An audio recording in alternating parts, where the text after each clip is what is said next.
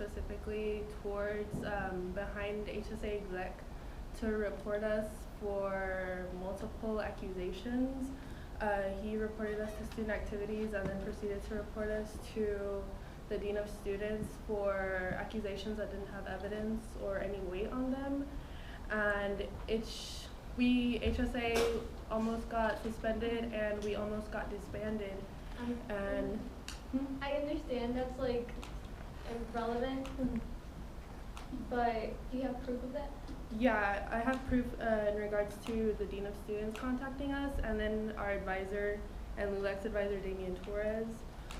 There is concrete evidence of it. There's a paper trail of it, and I'm just curious to know, you say communication is important and we need to leave a lot of things behind us, but nobody in HSA exec, you didn't communicate with us efficiently, and the fact that HSA was almost disbanded on those grounds just makes me weary of LULAC's future and the future of keeping all of the organizations united. Can you restate the question? Basically what she's asking, how are you going to ensure that all organizations stay united by having good communication when you weren't even able to provide good communication between you and between you and HSA, or between the people, the offices of HSA in a personal matter?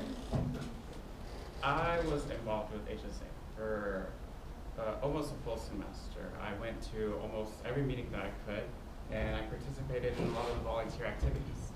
And I reached out to the officers. We have the messages, that it has the messages, and I felt as if I was being personally attacked, bullied, and intimidated. And so I needed to report it.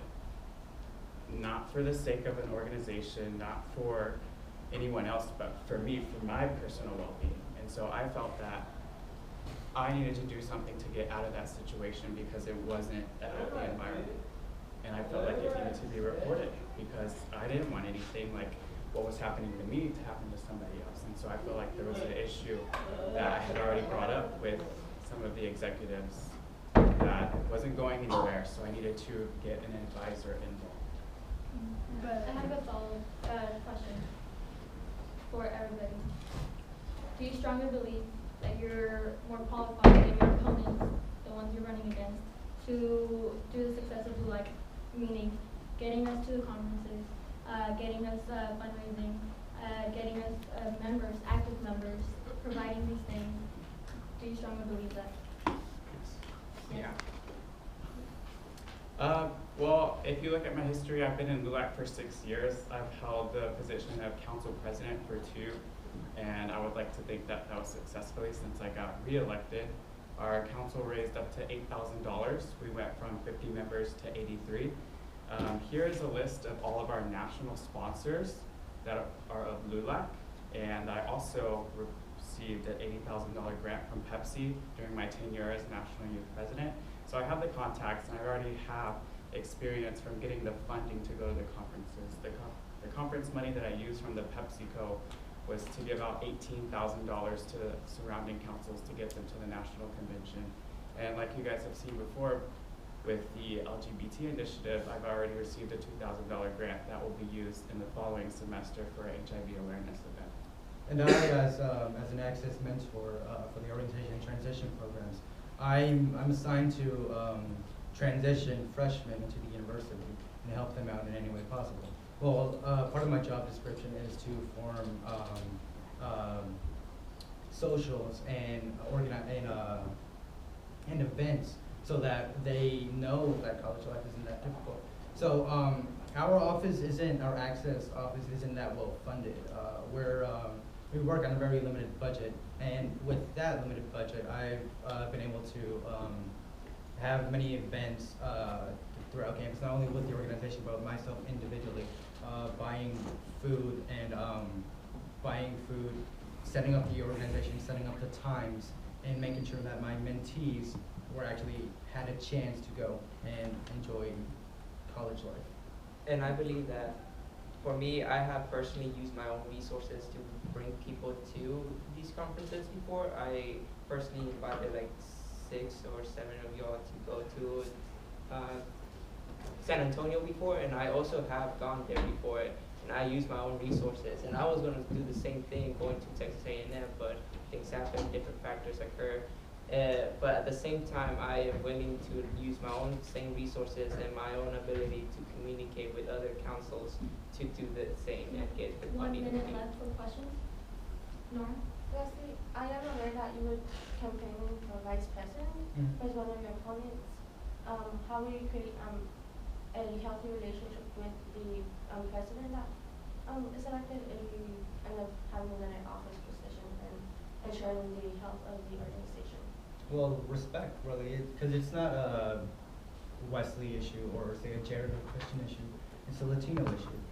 So we're here to work for the Latino community and not to, we don't have to necessarily like each other, but we have to respect each other and be professional enough 20 seconds. to be professional enough to work with each other. If they can work with us, then they shouldn't be in that position. I have one last question, 10 seconds. Never mind. You have 5, 4, 3, 2, 1. Time's up. For those who came in late, we're going to post the video online. We're having elections. These were your presidential candidates. We're going to have a link for Orson for you guys to vote. And you I can actually choose. have a problem with work scene voting, and I don't think it's constitutional. So I would like to make a motion to make a Why? vote to see if we, if the council, decides that, because I wasn't here when they decided that. So I would like to, Does anyone make a oppose motion to work make a scene? vote to not have work scene, because constitutionally, we're supposed to be here in the forum and not have someone outside. See, It's not that's here. the thing. We're supposed to have members vote, and for those who can't make it due to classes and stuff, they're still active within the and I'm asking for a Org vote, Sync and allows. I have the right to ask for a vote. Go If the ahead. council, I'm asking Does for a anyone- vote. If the council, You cancel, you if call the motion? council votes and that they want that work sync, then I'm cool with it. Does It's just my anyone- personal thing. It happened last time. Does anyone oppose to Orson? Can I make a point of order? Yeah. So usually in LULAC, the executive board makes the election rules, and so that's what they did. In order to overturn those rulings, it has to be a 2/3 vote by the membership. And there's a third of us here, so that's good, we have a quorum. But in order to change org sync to whatever ballot we would have to then decide, it'd have to be a 2/3 vote of the present membership. So how many are here? There's two think we have persons enough. here, all of us, so. So raise your hand if you So oppose to Orson. 24, so 2/3 of 24. 2/3. Dang. Doesn't matter. Right, so 16 people would have to. Because in the 5 years I've been in LULAC, that's never been a thing. It's never happened. It's just really weird to me. And I would just like to follow the Constitution. I know you might follow the things. It doesn't say anything against the Constitution to vote against the org It thing. doesn't That's say what, to which is vote. why. That's why It I doesn't say wanna vote, anything. like, I'm fine. But that's I'm what I'm just giving saying. my Let personal us, opinion of let 5 us years. continue with the So we procedure. can vote. and we're good. Okay, so does anyone oppose to org sync? Please raise your hand. Opposed? Opposed? Oh. 2, 3, 4. Unfortunately, that is not a majority rule. We're gonna continue with org sync. And thank you for your speeches. You guys did amazing. And that's, okay, we're gonna move on to Vice President. And, Can I say something? Just like, I mean, time's up, so. no, just like, Is if it for you your- have any like questions, like to come after, to me, if you didn't get a full gist of like what we're actually going to do, you know, like how we're gonna do it. since you got a chance to say anything, do you guys wanna? Just vote. Okay. Vote for me. Well then, so right now, the only candidate for VP is Wesley. Does anyone wanna nominate anyone else? I nominate Nora for VP. Does anyone second that? I second that. Do you accept? I accept. Okay, so then we're gonna open up nominations for VP again. Does anyone nominate anyone else?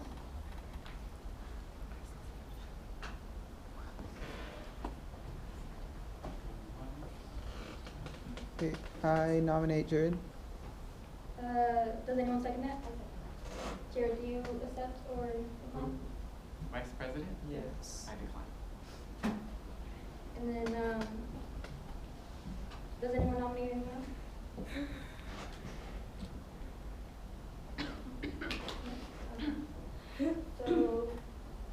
Can the two candidates come? Would it be possible if a Can we nominee? do the voting first for president and whoever wins, if they lose, they can run for another position? I mean, we're gonna, that's That's how the it thing. usually works.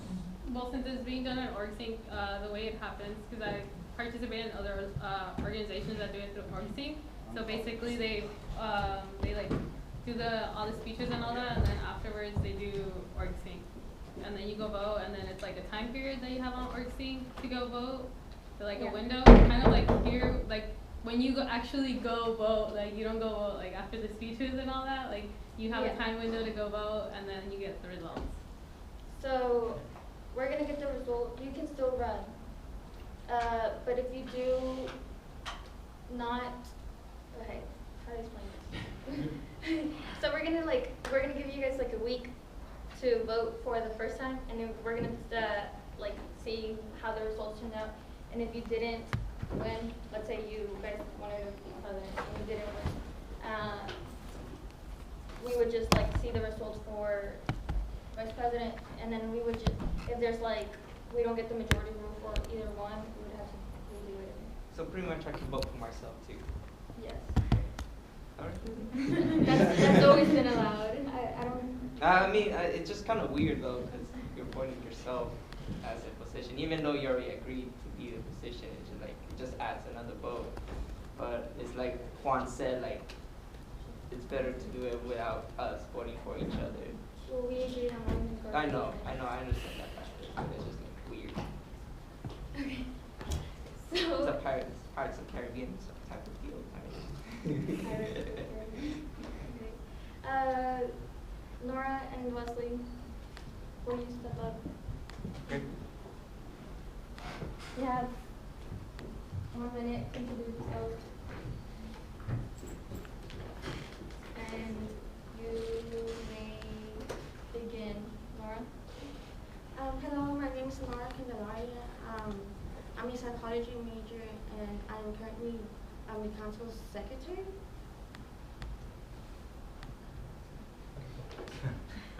Hi, my name is Wesley Castaneda, as you guys already heard. It's a little bit weird that I'm here considering I'm running for president, but I believe my my proposal for this council are still alive and still great. So if, say, you don't want me for president, you vote for me as vice president. But I just hope that as being here for vice president, I hope you guys see that I am dedicated to LULAC and I want to help our council. Thank you. Okay. The 10 minute, we're giving them 10 minutes as well. And that will begin now. Oh wait. Now. Go ahead. So, for both of y'all, what is y'all's mission as VP if you were accepted the position? My mission for VP is being able to get external resources such as from the district, national, from other councils as well, so that way we can be able to grow. Not only that, but be able to network with other organizations on campus, so that way we can have a noticeable presence on campus and being able to be professional and political. Well, my goal as vice president would obviously be different from my goal as president. My goal as vice president would be more communications with other organizations. Be there because I have good connections with some people in KDCI and HSA and the Knight Brotherhood. I don't know their name, I forget it all the time. But my job would be to be a link between our council and them, and work hard so that the Latino community is well represented not only on this campus but in this community. This is specifically for Wesley. Do you know what district we are in? No, Do you know who our national executive director is? no, I do not. Do you know who our state director is? But I've met them. I know who they are. I have them on Facebook. It's official. If it's on Facebook, I communicate with them every once in a while. Do you know Juan Olivia? I think his name is Olivo. Olivo. There you go. I speak with him. I have good communication with him and his friends. So I may not know them personally because I just barely met them, but I do speak with them. I have them on Facebook, and I hope I can work with them.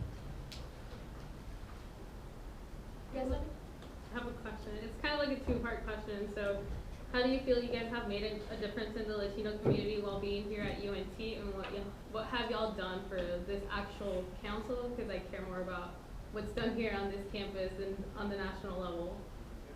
Well, Hey, Maribel? Yeah. Can you come talk to this person?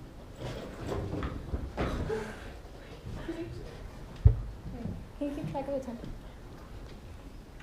Wait, has it started? Until 10 minutes?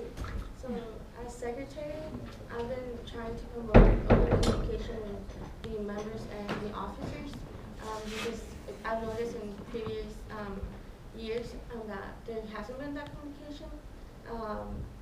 I'm also part of my major organization, which is SciChi, and also want to work with underrepresented communities, especially maybe children, and promoting education. well, me, I believe I've been pretty active on the in the Latino community. Whenever I know in the beginning of the semester, whenever everybody was around the fountains, I stood there and I listened to what they had to say, and I spoke about it with some of my friends. I've also been I'm a member of HSA as well, and I've helped them, and I've seen how they really help the Latino community, especially with different initiatives that they have, like Water for Flint, the one where they helped Venezuelan families in need. I believe I've been active in the Latino community, and I would love to be more active as president of this council, but if that's not possible, then vice president. Thank you. How well is your communication with the president candidates? Because VP and president do communicate a lot. Yeah.